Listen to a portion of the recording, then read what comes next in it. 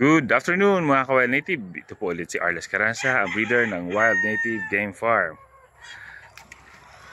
Ito po ang pen na meron tayong tinatawag na Mythic Labuyo. Ito po yung mga babae.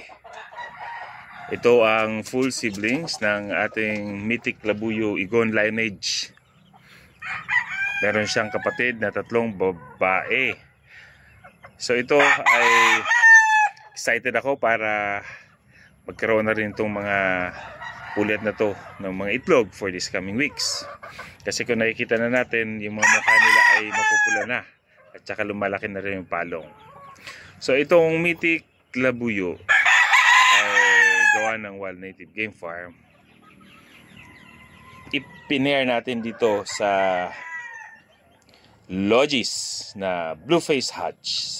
So binigyan natin ng diin at tapang kasabay nitong mga Mythic Labuyo natin na very smart, pero syempre may palo ng mga yan.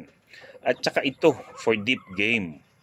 So yung kulay nila hindi na nagkakalayo, pero ito ay very dark red na meron ding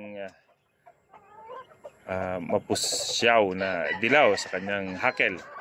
Compare dito na mga dilaw, talaga yung hakel nila na mayahin. So ito, hintayin natin. Napakaganda nito pag nakita ko ng mga magiging resulta ng ating palahi. So ito ay crossbreeding ng dalawang magkaibang linyada. Alright.